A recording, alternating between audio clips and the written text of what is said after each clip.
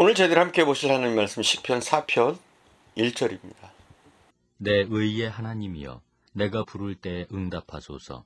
곤란 중에 나를 너그럽게 하셨사오니 내게 은혜를 베푸사 나의 기도를 들으소서. 사랑하는 여러분, 오늘 우리는 시편 4편을 통해서 하나님께 드리는 기도와 믿음의 중요성을 함께 살펴보려고 합니다. 이 시편은 다윗이 그의 적들에게 둘러싸인 상황 속에서 하나님께 도움을 요청하고 하나님의 그늘 아래서 누리는 평안을 노래한 귀한 기도의 시입니다. 다윗은 자신의 고난과 시련 속에서도 하나님을 의지했습니다. 세상의 불확실성 속에서도 그런 강한 믿음을 지켰습니다. 그는 우리들에게 단순한 슬픔이나 고통의 이야기를 하는 것이 아닙니다. 내가 고통스럽다, 내가 힘들다, 넋투리하는 게 아닙니다. 오히려 고난의 시기에 어떻게 하나님께 기도하면서 그 기도로부터 평안을 받을 수 있는지를 우리에게 아름답게 표현하고 있습니다.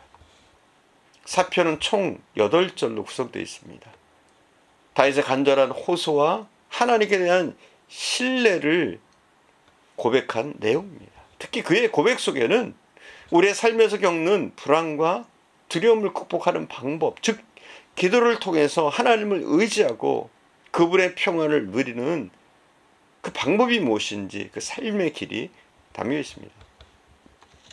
오늘 이 말씀을 통해서 우리도 다윗처럼 어려운 상황 속에서도 하나님을 찾고 그분의 응답을 기대하고 어떤 환경 속에서도 진정한 평안을 경험할 수 있기를 소망합니다.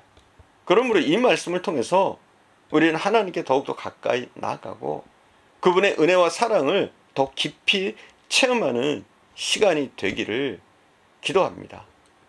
1절을 제가 봉독해 올리겠습니다. 1절 봉독합니다.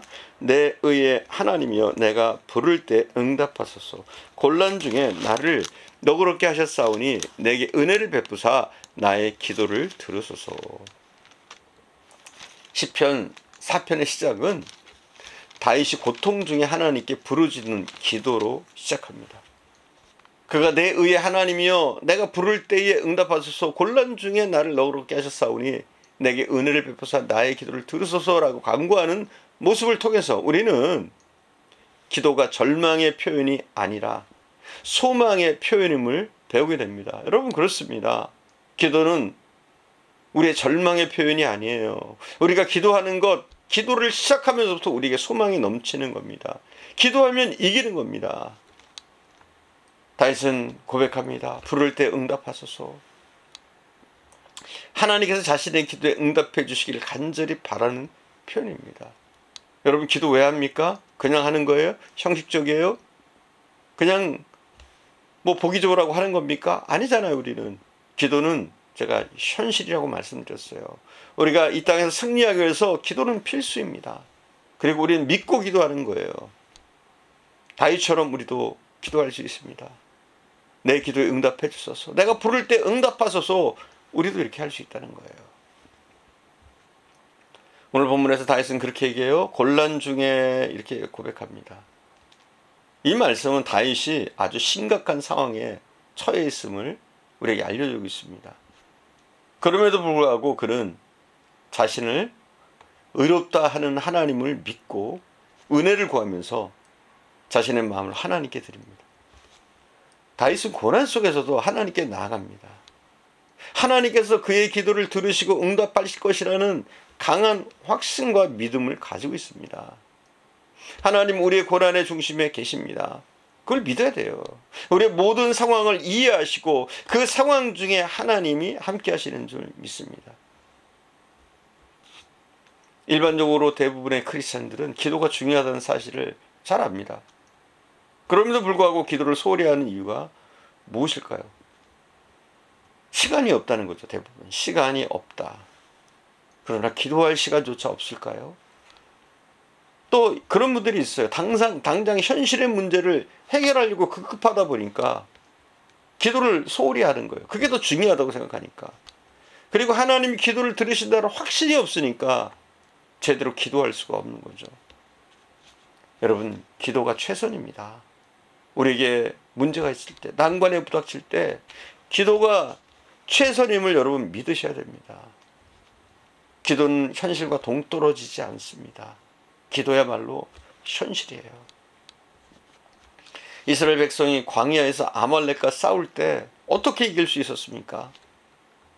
모세의 손이 올라가면 이기고 내려가면 지지 않았습니까? 분명 싸움은 여호수아와 군사들이 나가서 했지만 그들이 싸워서 승리할 수 있는 게 아니에요. 승리는 모세의 기도로 결정됐습니다. 여러분, 우리에게도 마찬가지예요. 기도가 우선입니다. 기도가 최선입니다. 우리가 시간 없다, 기도는 현실적이지 않다, 기도가 응답되겠는가, 우리는 이럴 때가 많아요. 그러나 기도가 우선입니다. 기도가 최선입니다. 기도하면 하나님이 주시는 평안과 위로가 우리에게 임합니다. 기도를 통해 우리는 매일매일 우리의 영혼이 하나님의 품에 안겨야 합니다. 우리의 일상에서 겪게 되는 다양한 문제들, 얼마나 많은 문제들이 있습니까? 우리가 살아가다 보면 물질의 문제, 인간관계 문제, 직장 문제, 또 교우들과의 관계, 또 학업 문제, 많은 갈등과 문제들이 있어요. 우리가 감당할 수준의 크기와 분량이 아닌 경우도 많습니다. 즉, 나 혼자 싸워서 이길 수가 없습니다. 하나님께서 내 손을 들어주셔야 이길 수 있습니다. 기도를 통해 주님과 관계가 깊어질 때 우리는 하나님께서 얼마나 나의 가까이에 계신지를 느끼게 되고 우리의 기도를 들으시는 하나님의 넓은 품에 안길 수가 있습니다. 여러분, 우리의 삶에서 우리의 노력도 전 중요하다고 그랬어요. 하찮다는 게 아닙니다. 하지만 우리의 노력도 중요하지만, 우리가 여호수아가 되어서 싸우는 것도 중요하지만, 아말렉을 상대하는 것도 중요하지만, 정작 중요한 것은 무엇이냐?